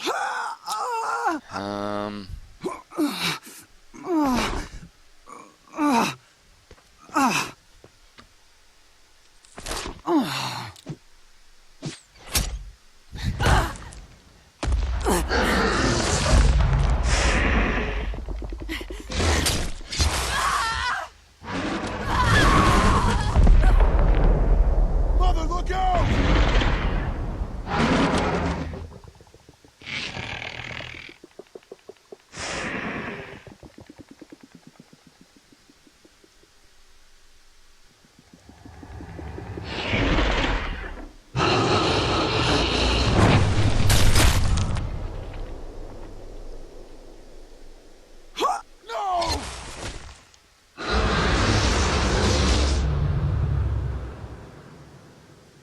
So the weird thing about MMOs, we just res her, right? I just walk up, hit F, a little cooldown bar goes down, and she's fine. It's a little hard to make a meaningful death in an MMO story, isn't it? MWT Bones wonders, are the Norns mini giants, or are they large dwarfs? Alright, so that... Oh, Mordrem Vinetooth? Is this an eponymous Mordrem? Oh, honor ear. We're doing that instead of resing her. We are honoring her. Not sure what that means, but let's do it. Maybe it just means kneel for a brief time? Okay. So she's obviously one of these NPC dudes' mothers? Alright. Obviously we have to fight this thing. Oh, good lord. Alright, so this little border around his portrait is a measure of, you know, they have elites in RPGs, right? He's like an uber elite. This thing again is the stun. Oh, it's actually called, is it Defiance? At any rate, if this is filled, I think, we have to knock it down before we can hurt him. And he's hurtable right now. So I guess I'm just going to walk close and it's going to trigger this boss battle, right? Rocket Monkey says, long involved cutscenes in an MMO. Guild Wars wants to do this... Shoot, where was it? This story stuff. Like, they want you to have a personalized story. And there are cutscenes here. You know, you can skip them if you want. I think they want to appeal to people who play this single player. That's partly what it is. And they also want an overarching storyline. There was Season 1, which you can't replay because they didn't quite, I think, realize how the overall framework was going to work. But then Season 2, you can do all the missions. And yeah, they've all got cutscenes, which are skippable. Let's see. So we're finishing Season 2 here. I wonder if this is the main... So since this guy's name is Mordrem, maybe this is the main boss at the end of the whole season. In which case, I hope I'm not spoiling this for anyone. Alright, why is the battle not beginning? Do I just have to throw the first punch? There's a green... See that skull up there, which means he's a boss. It's green, which means I think he's not hostile. Am I going to talk to him? Oh, whoop, wait. Oh, shoot. Alright, he just did a lot of damage to me. Alright, now he's hostile. And now it's a corpse again. And I have taken a lot of damage. If I die here, it just resets me to a waypoint, of course. I would really like to get my Blood Fiend back online. And we'll just go to ethereal form.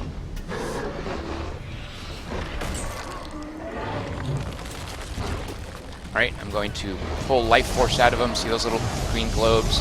That's refilling my life force. The more life force I have, the longer I can stay in this spirit form.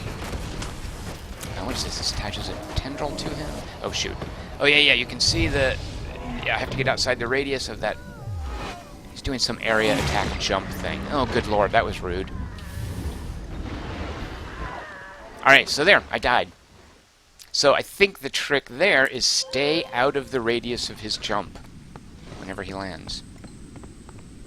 Oh, and when I come back, I need to respawn all of my Servant monsters. Walk this land. Because this is a summon build. Right. And you'll note the damage he took is still there. Oh, good lord, he killed everyone. So I could res those people. Which I wonder if I should be doing this to make sure we get more attacks going on him. So, can you see at the top there? That's me slowly rezzing this guy.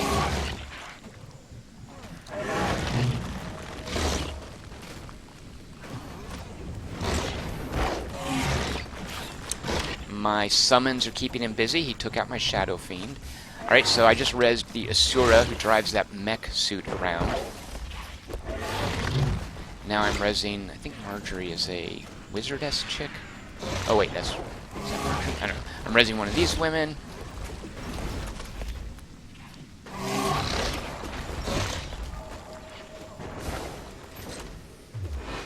Let's res this woman here.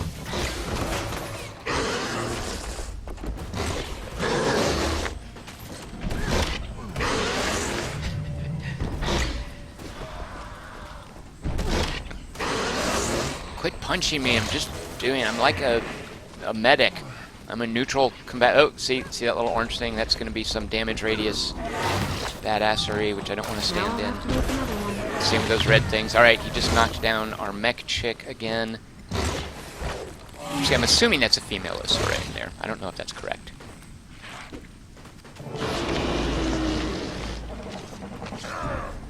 And they did the work for me. That's what happens when you have a summon build. Ram, I'm sorry. Me too, kid. At least she took Fowlin with her. And Fowlin died screaming like the coward she was. One of the bits of... sorry. Time. There are rituals to perform. Just res her, dude. Gone. Spirits. I don't even know if he was with her during the crash. Yeah, they make no attempt to... Sorry, he's if talking. it's in that camp, I want it. My mom and I never... We didn't have... Just let me say goodbye to her. Alone. Rocket Monkey says, it's unfair that I'm immortal. Let's go. No, sorry. I'll catch up. I swear to you, I'm not going to die out here. Not until I see Mordrem fall. Rocket Monkey incorrectly surmises... Take whatever time you need. Catch up as soon as you can. Right. Rocket Monkey incorrectly surmises, quote, he writes, the boss will come back for the next adventurer who plays this part of the story. Are you kidding? I just saved the world by killing Mordrem Vinetooth. What are you talking about? I just did that. You just saw it happen. It's dead. I killed it. See? It's checkmarked off. It will never bother Guild Wars 2 land again. What's it called? Tyria? Kryta? Something like that. It'll never bother them again. I have just... why are you diminishing my accomplishments? Oh, cutscene. Alright. This is very somber. I don't want to disrupt this.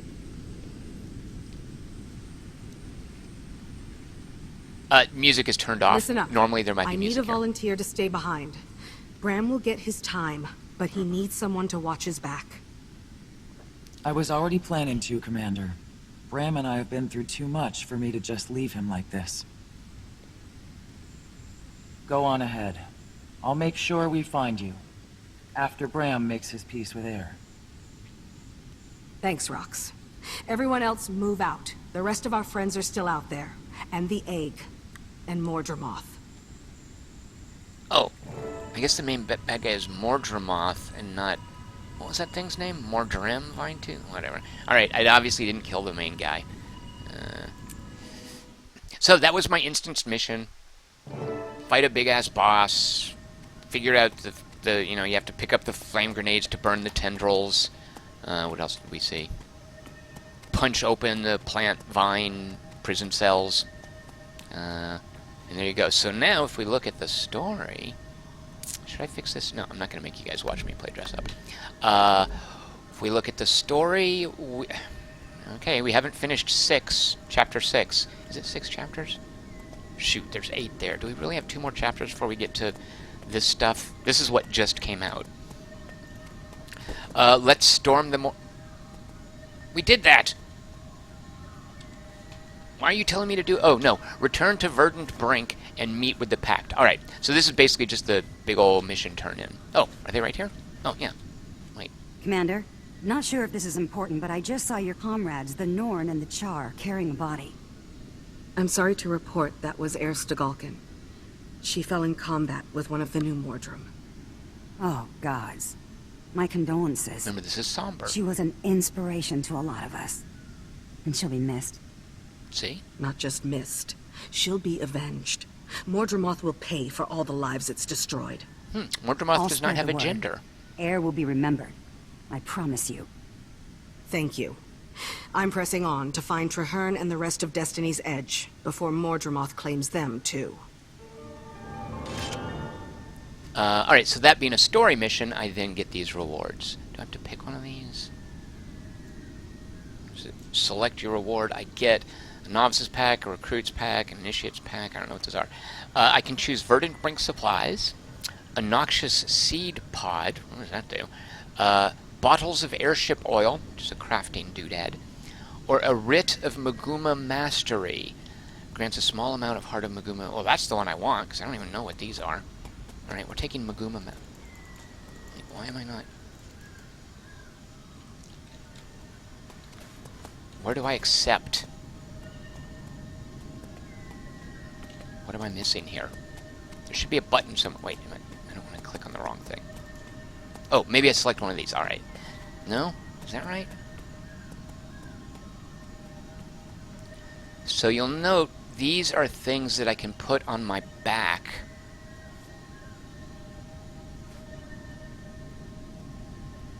And I'm not going to use them to replace my wings, but what is the difference among them? Nothing. It looks like just a skin. Do I want to be a novice, a recruit, or an initiate? I don't know.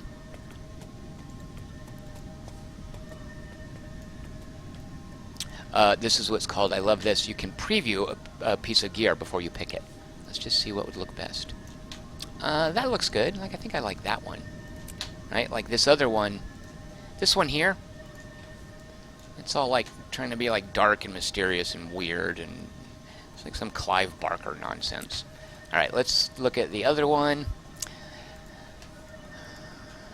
Oh, that's kind of cool. Crystal-y thing, but that looks like Asura technology, and those are the weird little gnomes. Alright, we're going to take this middle one here.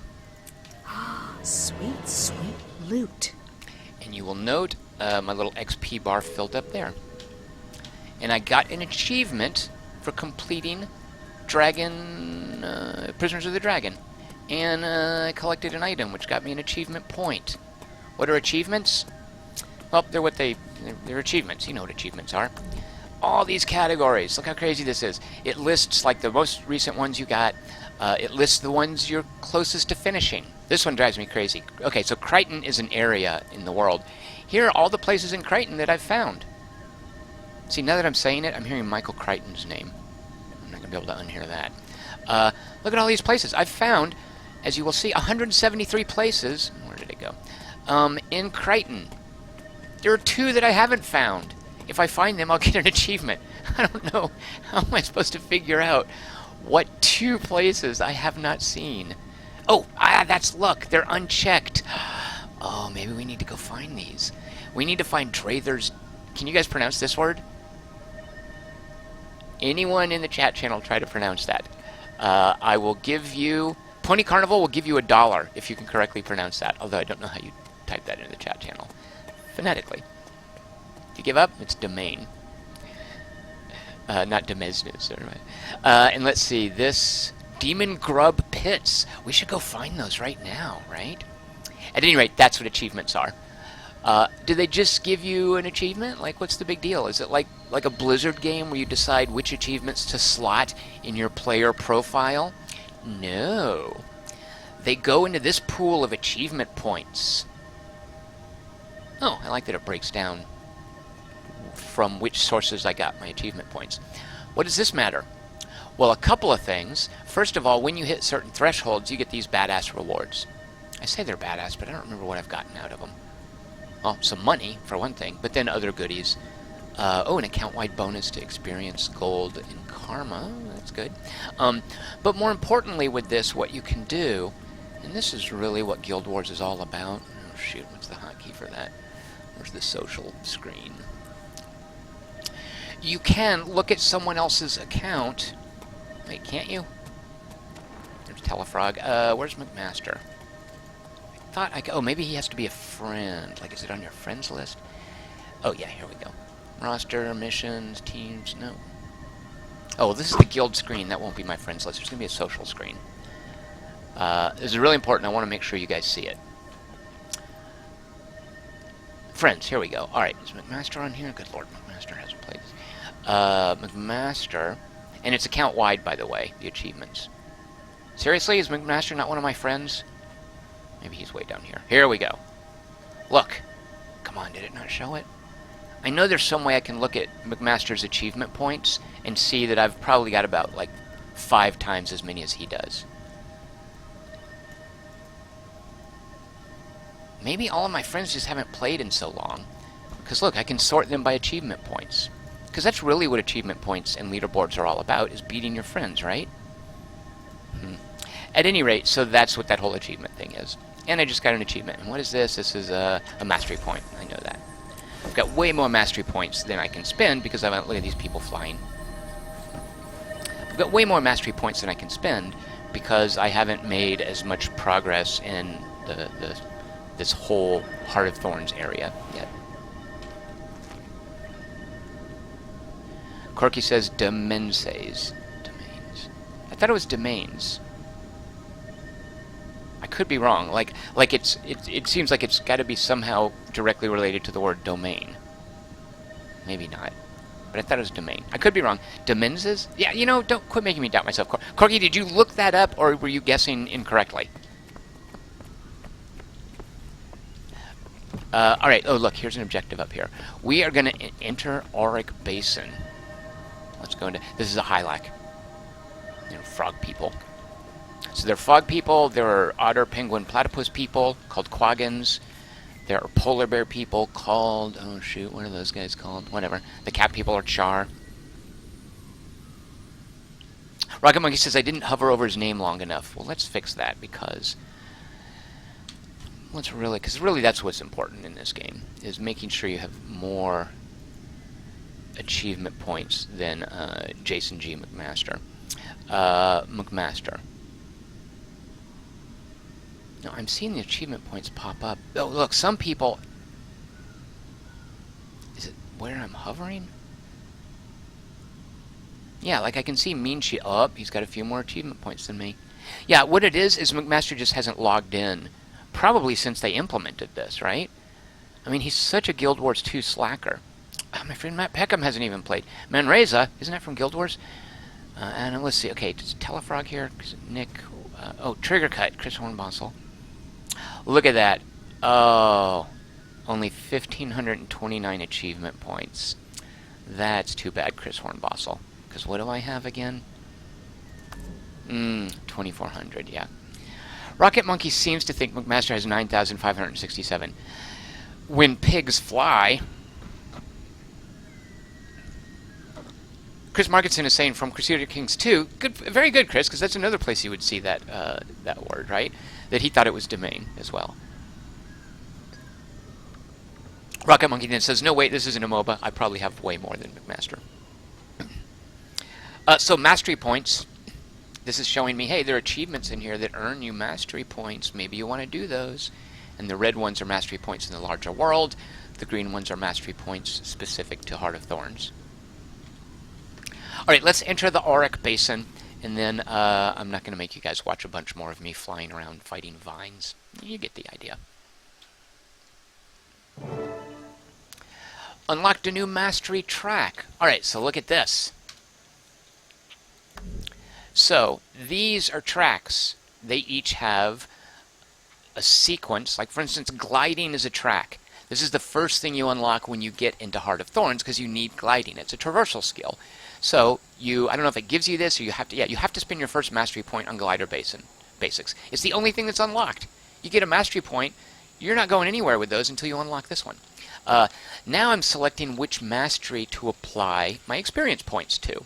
So right now, because there's a check next to It's a Lore, as I'm filling this up, it is applying mastery points here to unlock these other areas. It's locked right now until I get to the next level. Once I do that, I can spend points to actually buy it, right? So I'm deciding which thing do I want to upgrade, and I am upgrading in Itzel Lore. Learn the different dialect of the Itzel, endearing yourself to the locals, and gaining access to vendors with exclusive wares. Seems decidedly unsexy. But you'll note, to get down here, I had to unlock the bouncing mushrooms, which are traversal doodads, right? Now I've unlocked this mastery track called Exalted Lore. Let's take a look in here. So if I start training here, which I'm going to do, I am now working on Exalted Markings. What does that do? Gain the knowledge to read Exalted Markings. Look at this. I'm learning to read. This game encourages literacy and multiculturalism. You can now decipher their words and gain access to secrets of their civilization. I have no idea what that means, but by golly, I want it. So, from now on, all of my XP is going towards Exalted Markings. What happened to my XP in Itzel Lore? It stays there. Same with gliding. And I could advance my gliding, right? Like this is going to improve design of your glider and lets you fly into updrafts. Oh, a traversal thing, right? Because right now, you glide steadily down. But there are places that have updrafts, and it looks like you unlock this to use them and to go higher with the glider. I imagine they gate sections of geography off with those updrafts. Alright, so we're working on our Exalted Lore. We're learning to read Itzel, which I think is a race of frogs. I don't know. And we do that just by earning XP. Alright, so here's the Auric Basin. Looks a little bit oranger and friendly. You'll note I don't have my monsters summoned, which is okay. Sometimes you just want some alone time. You don't want a bunch of weird, floppy, gross creatures following you along. Interesting. Is that a hostile? So if I hold down control, it's going to light up hostiles. No, if I hold down alt, it'll light up friendlies. What level am I on? So I'm in the canopy right now, the upper level. Down there, there's actual geography I can run around in. It's going to be the trunk, the base level, and then the root level below that. Alright, but this is a friendly area up here. This is a waypoint. As soon as I unlock it, I can teleport to it from anywhere. Not great. Oh, good. A merchant to sell stuff. Sorry, people talking. His big downturned ears. So this is breadcrumbing me. Well, is that the word? This is basically showing me where to go to continue the story missions. I don't have to do that. Look what else is going on here. Complete challenges to select champions for enchanted armor. And prepare to take back Tarir. I don't know what Tarir is. So this is going to be a global on-map communal event. Everybody in this area sees this. So in a few minutes, an assault is going to begin. Have I done these? I haven't done these challenges. Why is it reading that way? I don't know. This is going to be a global event that I can participate in. There's the daily challenges if I want. Or I can just run around and kill things. Let's talk to... How come his face looks like that? What can we do? Oh, that's bladed armor. Fleet are destroyed. I think that's the enchanted armor you unlock here. Am I correct in that that guy has only one mastery point?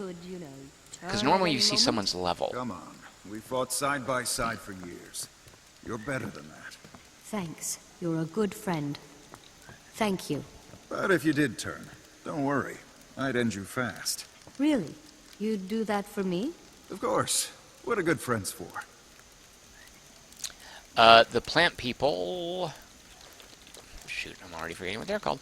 At any rate, the plant people have been subverted by this evil plant growth, vine, thorny stuff. And some of them get turned into evil, crazy people. That includes you. Yeah. Just little environmental bits and stuff. Let's talk to this. Lieutenant Francis. Lieutenant Francis, are you in charge here? No, Commander. Found these Priory folks on my way out of the wreckage. Sierra and Piera are calling the shots here. We're what's left of a Priory-led ship that crashed nearby. You're lucky. Most of our people have already headed east. We're helping those that couldn't get on their feet. Sierra here found me half dead under a tree. Patched me up good as new. Owe her my life. I'm a combat medic. It's my job to keep people alive on the battlefield. The other Priory members. You said they headed east? That's right. Spotted some ancient-looking golden structures, and, well, you know us Priory folk and old shiny things. A repeat of what happened They started lighting up just now, right after some Sylvari one Sylvari. backpack ran through. Duh. Wait, a Sylvari with a backpack. What direction was she headed in? East, like the rest. You know this Sylvari? It's a long story. Alright, so yeah, that was a breadcrumb to get to... this. And actually, this is just an entrance to another area. The actual place I want to go is apparently not on the map. But I need to go into here to chase down some evil Sylvari chick who did something, something, story, something. Okay. Don't drift out like that. MWT Bones is making fun of Lieutenant Francis's voice acting. The Priory is kind of like the religious mainstream, I think. They're called the Drummond Priory. There are three, when Guild Wars 2 originally came out, there were three main factions. And when you do your storyline, this is kind of the single-player-y bit, you choose at one point near the end... at one point you choose one of the factions. And because there are different threads, and they all sort of flow into one nexus, where you choose either the Priory, there's like the spy network, and so the Priory is like the religion, the spy network is the espionage, and then there's some military group, which is like the military political group. Lord, I can't believe I can't remember the names. Anyway, you choose one of those 3 factions, and that then plays you out to the final mission. And there are a lot of missions where you decide, do I want to side with this faction or that? Then you choose a permanent alliance somewhere. Somewhere on my character screen it's going to show which one I am devoted to. I don't know where that is, though.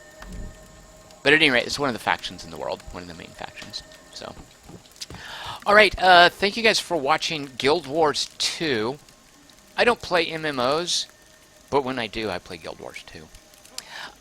This is, of course, currently available. Season 3 in Heart of Thorns just started, and yeah, I'm guessing it's going to be just like Season 2 had 8 chapters.